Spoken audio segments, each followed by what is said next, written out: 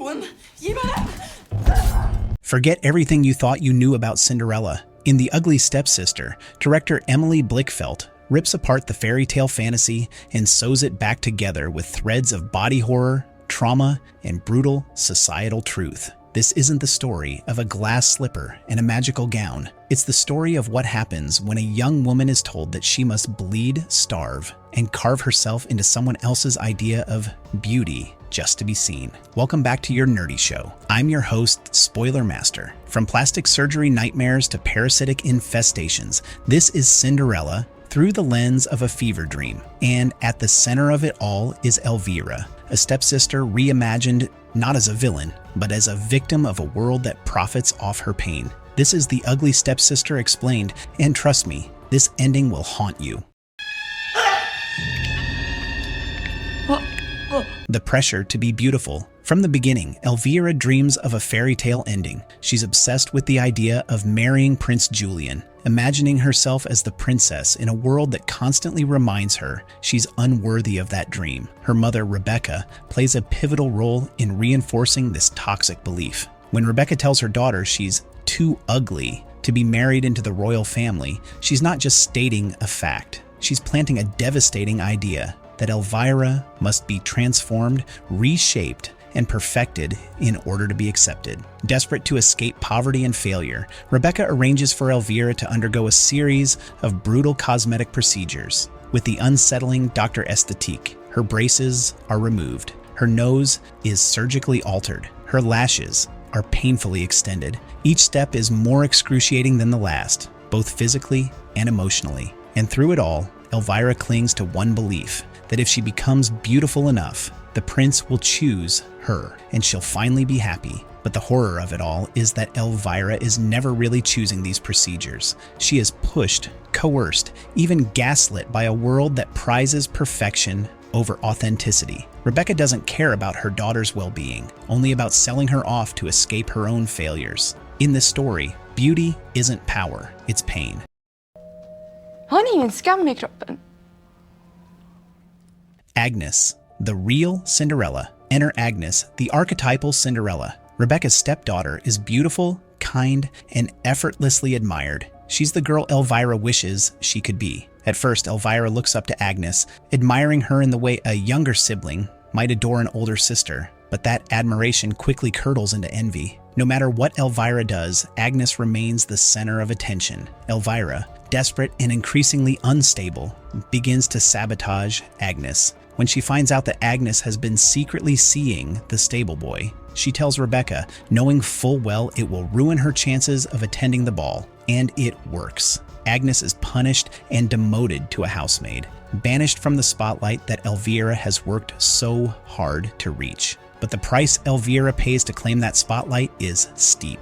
She ingests a tapeworm egg to lose weight, subjecting herself to a slow internal decay. Her hair begins to fall out. Her hunger becomes uncontrollable. She begins binge eating in secret, only to find that none of the food nourishes her. The tapeworm is eating her from the inside out, both literally and metaphorically. The message is clear. Elvira's transformation into society's version of a perfect woman is killing her, and still, she clings to the dream. The royal ball and the breaking point. When the day of the royal ball finally arrives, Elvira looks the part. She's thin, flawless, dressed in an extravagant gown, with her hair hidden under a perfect blonde wig. Her corseted waist and carefully manicured features mark her as a prime candidate for the prince's affection. She dances with him, finally believing that everything she's endured is about to be worth it. But the illusion shatters when a veiled woman in blue enters the ballroom. It's Agnes. Despite her punishment, she finds a way to attend. And in a single moment, the prince turns away from Elvira and toward Agnes, drawn to her natural grace and mystery. Elvira, who has mutilated her body and mind for this moment, is replaced in an instant. What follows is one of the most gut-wrenching sequences in modern horror cinema. Elvira vomits tapeworm eggs. She spirals into a complete breakdown, and when she finds the slipper, Agnes left behind, she takes a cleaver to her own foot in an attempt to make it fit. Her desperation is horrifying, but heartbreakingly understandable. She was promised that if she obeyed the rules, if she played the part, she would win. But the world lied. Rebecca, seeing her daughter in a pool of blood, doesn't stop her. Instead, she drugs Elvira and finishes the job, hacking off the other foot's fingers so her daughter can still try on the slipper. It's a moment that underscores how deep this rot goes. A mother so blinded by social ambition that she mutilates her child in pursuit of a fantasy.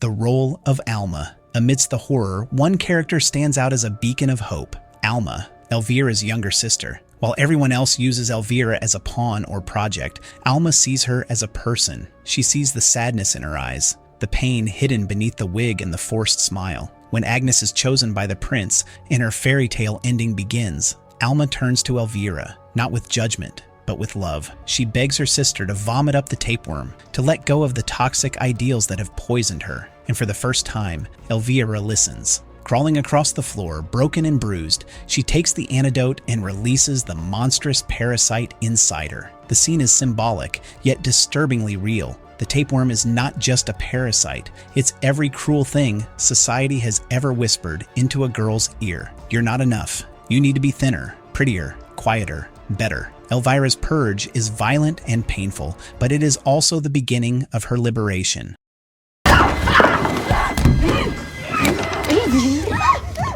Freedom and the end of the fairy tale. In the final moments of The Ugly Stepsister, Alma and Elvira walk away from the house. Their mother is already charming a new wealthy man, entirely unbothered by the damage she's done. She sees her daughters not as children, but as burdens to be managed or traded away. But Elvira no longer cares about the prince, the ball, or the slipper. She is free of her mother's control, of society's lies, of the monstrous expectations that once consumed her. She has nothing left to prove. The ending is quietly revolutionary. There's no magical transformation, no wedding, no crown. Just two sisters walking away from everything they've ever known. They're hurt, yes, but they're together, and they're alive.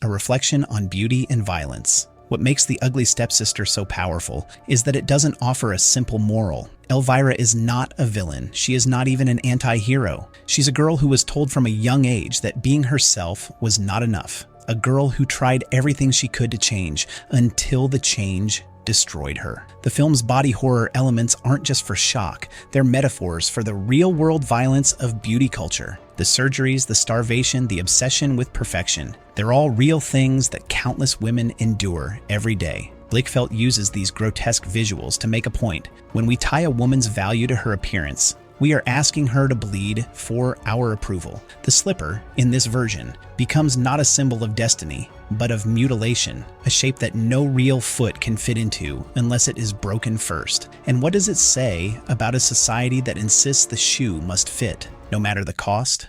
Vad ska jag göra? Alma's awakening. The film's final twist lies not in Elvira's freedom, but in Alma's awakening. After watching her sister suffer, Alma begins to fear her own fate. She hides her period stain, terrified that her mother will notice and begin preparing her for the same market of marriage and performance. But unlike Elvira, Alma sees the truth early enough to resist. Her journey is just beginning, but it is shaped by what she witnessed. She understands that being beautiful in the world's eyes often means sacrificing your autonomy, your voice, your soul. Elvira may not get a fairy tale ending, but she escapes, and in doing so, she breaks the cycle for Alma. Our nerdy thoughts. The Ugly Stepsister is a film that will stay with viewers long after the credits roll. It takes a story we all know and turns it inside out, exposing the ugliness beneath the glitter. It's a cautionary tale about what happens when a society tells girls that they must hurt to be worthy of love. But more than anything, it's a story of sisterhood, survival, and the quiet power of saying enough. Elvira's journey is tragic, yes, but in the end, it's also liberating. She may have lost the prince, the ball, and the slipper, but she finds something far more important: herself. The Ugly Stepsister may not end with a fairy tale, but it delivers something far more powerful: a raw, unflinching look at the cost of chasing perfection. If this breakdown gave you something to think about, don't forget to like, subscribe, and share your thoughts in the comments. Until next time, Stay curious and question the stories we've always been told.